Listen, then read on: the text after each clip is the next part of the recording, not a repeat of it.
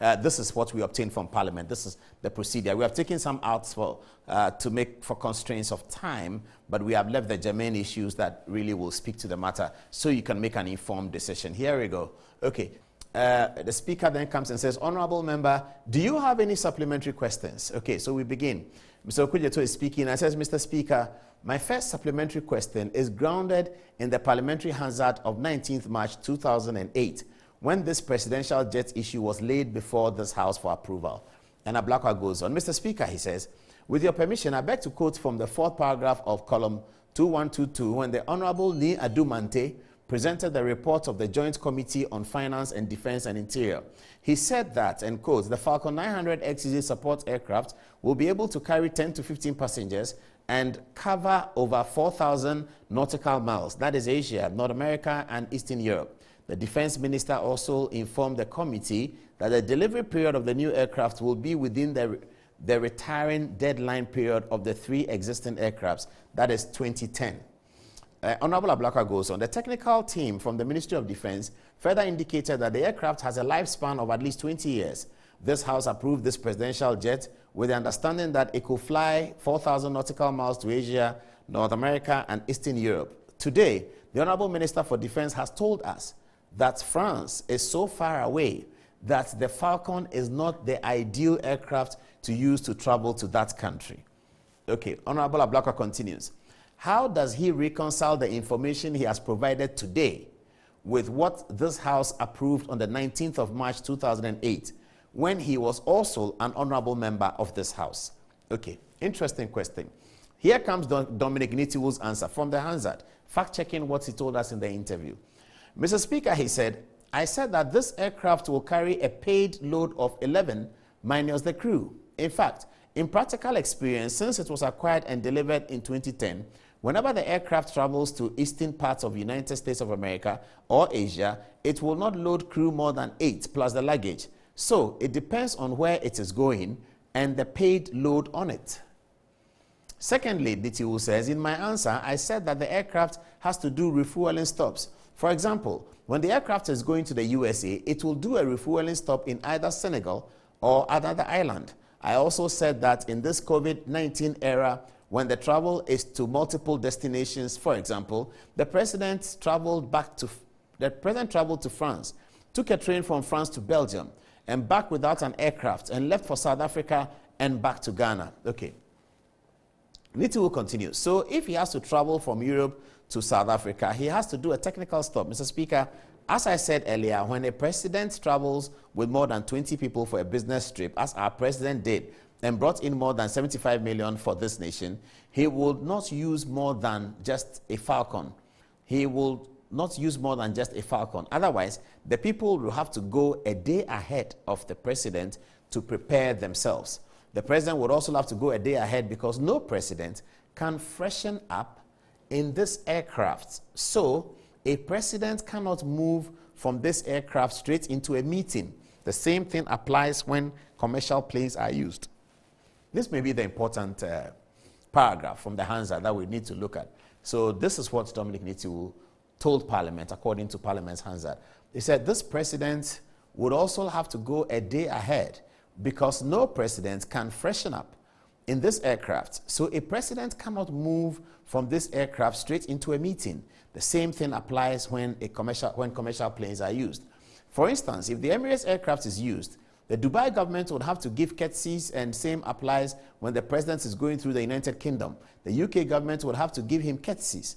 That are not necessary. This is the reason the Togo president in the last ECOWAS meeting, for 30 minutes, he chartered the same aircraft that our president chartered to France. Then there are interruptions. And Nitiwul ends the answer by saying, thank you, Mr. Speaker. Okay, let's move on and see what happens next. Honorable, this is from the Speaker. It says, Honorable Member, do you have any further supplementary questions? Then Honorable Ablakwa says, Mr. Speaker, I have 2 more supplementary questions and intend to exhaust all of them. However, I want to place it on record that if a person uses first class of Emirates aircraft, British Airways or KLM, he or she could freshen up. So that information he provides is... Okay, those of you Those of you who do first class Emirates, are you able to freshen up in the, what does freshen up mean? Are you able to freshen up? Honorable Ablakwa says, Mr. Speaker, I have 2 or more supplementary questions. He says, I want to place on record that if a person uses first class Emirates aircraft, British Airways, or KLM doesn't have a first class. They don't. KLM, the one that comes to Ghana, doesn't have a first class. Okay. He or she could freshen up so that information provides as well. The British Airways that is coming to Ghana right now, our checks indicate that it doesn't have a first class cabin. The British Airways that comes to Ghana has been coming since the last 6 months, doesn't have a first class cabin. KLM that comes doesn't have a first class cabin. Emirates, of course, I believe from our research it does. So, well, we can deal with that. Let's move on. Honorable Second Deputy Speaker. Now he's speaking. Honorable Member, please go ahead and ask your supplementary question. The Speaker is getting upset with Ablakwa, but that's part of parliamentary practice. So Honorable Ablakwa says, Mr. Speaker, the Honorable Minister told this House that because the Falcon, according to him minus crew, the President has only 11 passenger space and sometimes 8 people if the luggage is huge. So the issue is with more passenger seats or something like that. That's the question he's asking. So Ablakwa continues. Is Honorable Minister aware that in the instant case of the President's travel on the 16th May through to 25th May to France, Belgium, and South Africa, the chartered luxurious presidential jet, which was about 15,000 euro an hour, the AC320neo, is only a 17-seater capacity aircraft, and that it does not address all the concerns he has raised about security and journalists joining the President and all that. Okay, he moves on.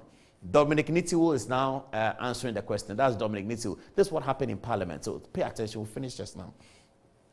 Mr. Speaker, another crew around the President and ex-presidents, including Rawlings, Kufuor, Mahama, etc., has always been more than 10 people. 17 is adequate to move with the President, but 8 is not. Nitiwul is quite strong over there, isn't he? He says, he recalls all the President and says 17 is enough. Okay, let's move on. Ablakwa comes back. Mr. Speaker, from the Hansard of the 19th of March, 2008, this House approved over $100 million for the 2 aircrafts.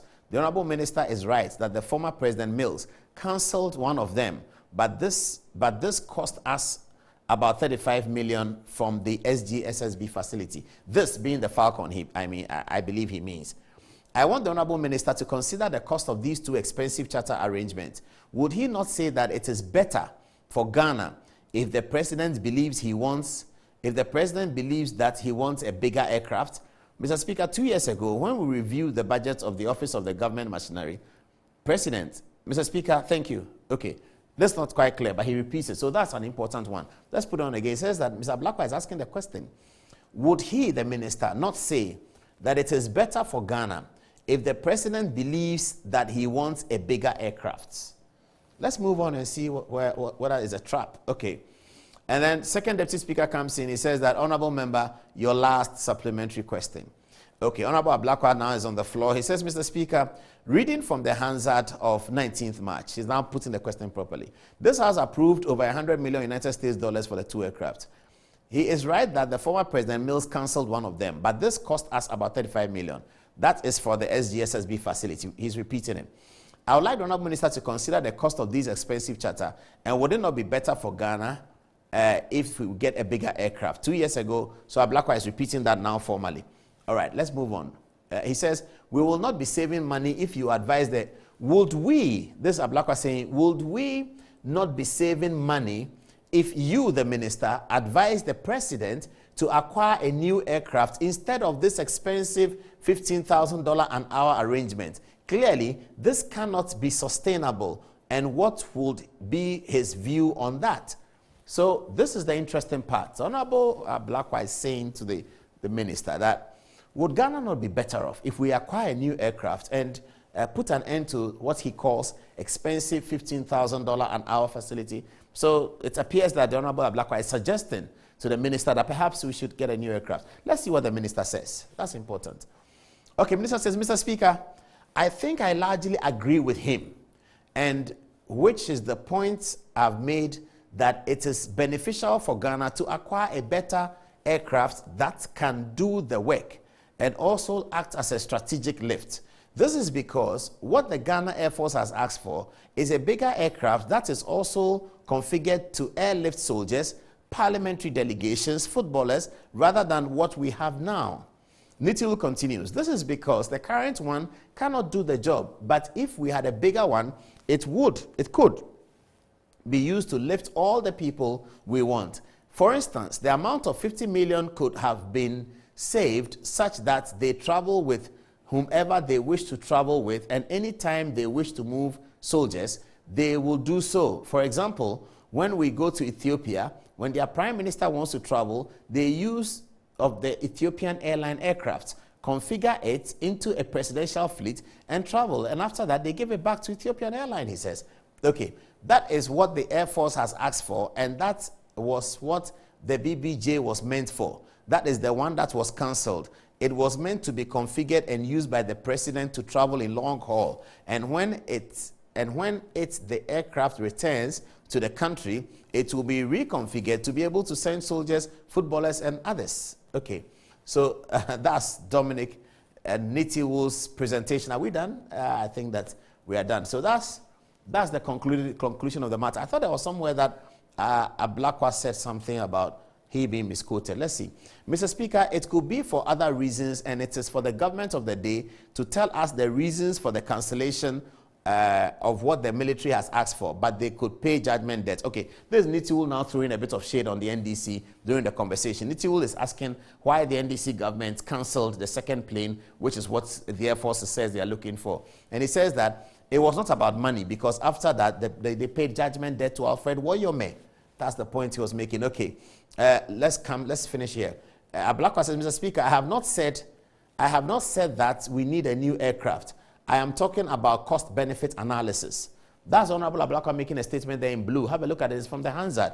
And have a look at everything that has been said already, and have a look at this. He says, Mr. Speaker, I have not said that we need a new aircraft. I am talking about cost-benefit analysis. Then the Speaker says, Honorable Member, you have exhausted your time.